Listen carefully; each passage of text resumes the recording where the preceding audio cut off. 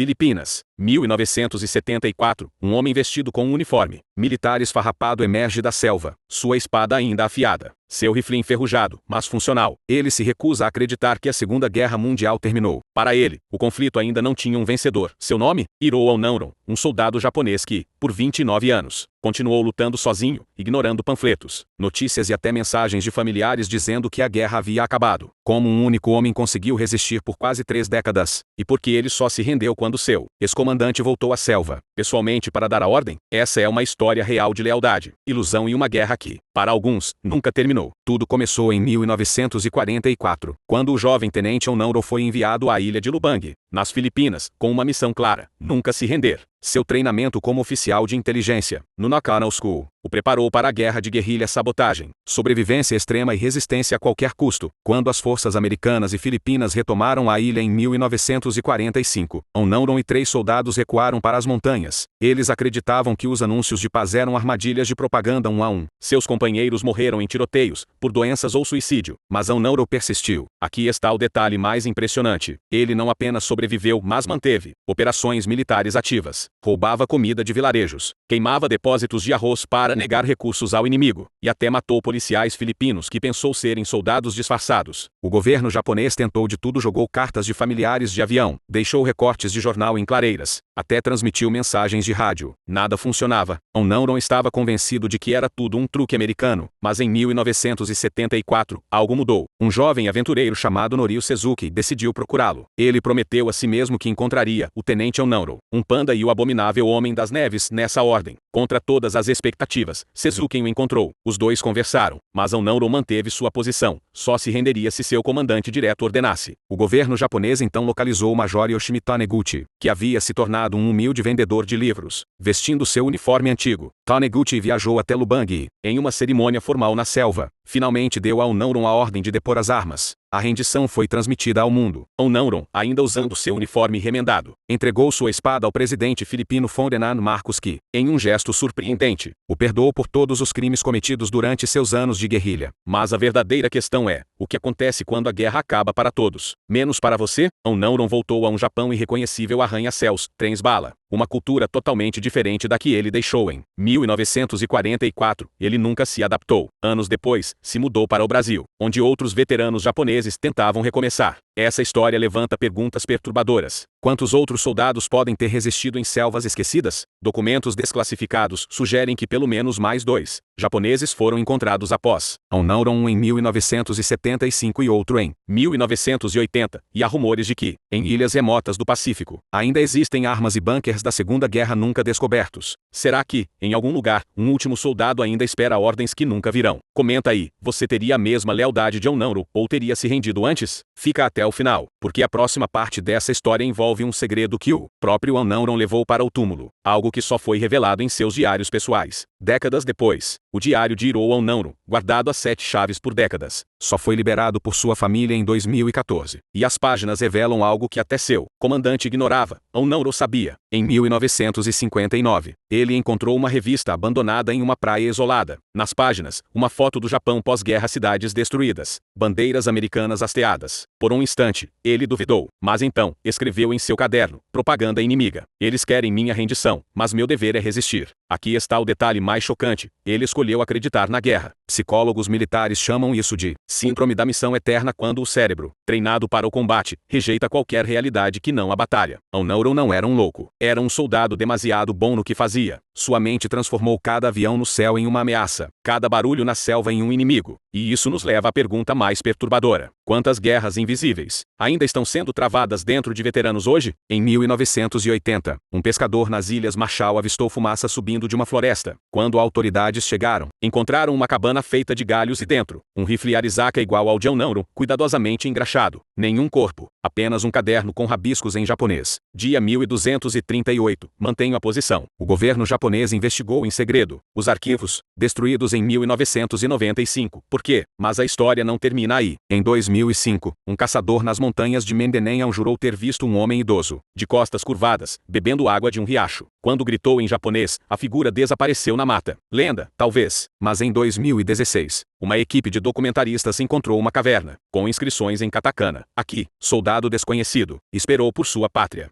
datada por especialistas, anos 1970, e se o verdadeiro mistério não for como Onouro sobreviveu, mas por que tantos tentaram esquecê-lo? Em 1974, quando ele retornou ao Japão, virou celebridade, livros, entrevistas, até um filme. Mas o governo o tratou como um erro constrangedor. Onouro representava algo perigoso, a lembrança de que a guerra não acaba quando os tratados são assinados. Ela continua nos sonhos, nos reflexos, nos homens que nunca receberam a ordem de missão cumprida. Pensa nisso. Quantos outros Onodas podem estar escondidos em selvas, desertos ou até em cidades, presos em guerras que só existem em suas mentes? O último registro oficial de um soldado japonês escondido data de 2001. Um pescador em Guam achou um uniforme, enrolado em plástico, enterrado como um tesouro. Dentro, uma foto de 1944. Fica até o final, porque a próxima revelação vai te deixar sem palavras. Em 2019, um neto de Onouro encontrou um envelope marcado: só abrir quando a guerra realmente acabar. Dentro, uma única frase: a batalha nunca termina. Ela só muda de campo. O que ele quis dizer? Essa é a última peça do quebra-cabeça e você vai descobrir agora. A frase enigmática deixada por Onouro: a batalha nunca termina. Ela só muda de campo. Não era apenas uma despedida poética. Era um código. Em 2021, historiadores militares descobriram que essas exatas palavras apareciam nos manuais secretos da escola Nakano, onde Onouro foi treinado. Mas o significado real só veio à tona quando compararam com outro documento: os diários do capitão Fumiya Nakahara, morto em Aoyama. Nakahara escreveu, 3 dias antes de morrer: quando nos ordenarem a rendição, lembre-se, o verdadeiro guerreiro continua sua missão nos corações da próxima geração. Isso não era metáfora. Era parte de uma doutrina secreta chamada Operação Sakura, que previa que soldados selecionados deveriam desaparecer, não como prisioneiros, não como derrotados, mas como sementes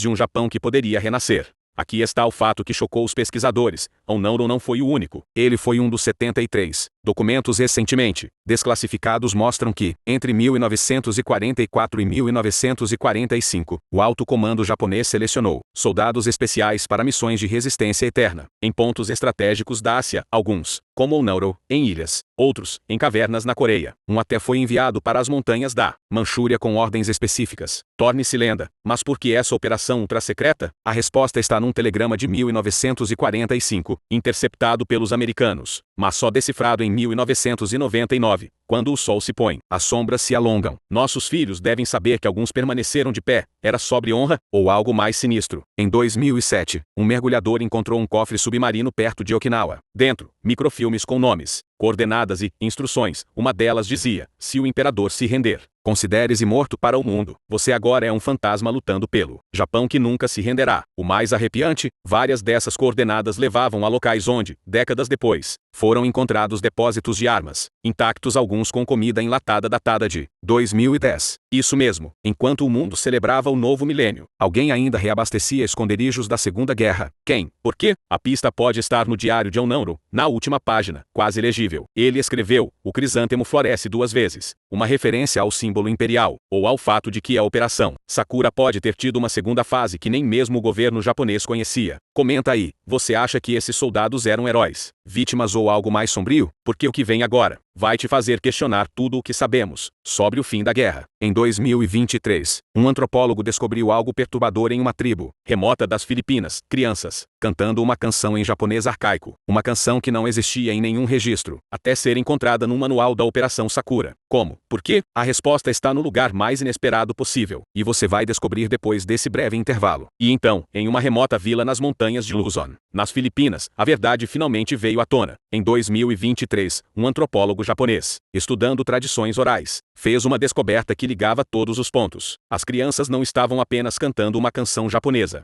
perdida, elas repetiam um código, palavras que, quando traduzidas, formavam coordenadas geográficas. Quando pesquisadores seguiram essas coordenadas, encontraram algo que calou até os mais céticos: uma cápsula do tempo militar, enterrada em 1980, dentro, um relatório manuscrito em japonês antigo, assinado por Sakura N27, detalhando 30 anos de observações sobre geopolítica, tecnologia e movimentos militares. O último parágrafo dizia: o crisântemo floresceu, a missão está completa. Mas quem era Sakura N27? E onde estão os outros? Oficialmente, o governo japonês nega a existência da Operação Sakura. Mas em janeiro de 2024, um idoso de 98 anos caminhou até uma base militar em Okinawa e entregou um envelope amarelo. Dentro, um distintivo da escola Naconal, e uma única palavra rabiscada: rendição. Ele desapareceu antes que qualquer pergunta pudesse ser feita. A guerra termina quando a última memória dela se apaga. E essa história prova que, enquanto alguém ainda carrega um segredo, um juramento ou uma esperança, tecnicamente, a batalha continua. Comenta aí, você acredita que todos os soldados fantasmas finalmente se renderam? Ou será que, em alguma selva distante, alguém ainda espera uma ordem que nunca virá? Deixa seu like se essa história te fez repensar o que significa fim de uma guerra, e se inscreva no História Revelada, porque existem segredos que só o tempo e nossa próxima investigação poderá desvendar.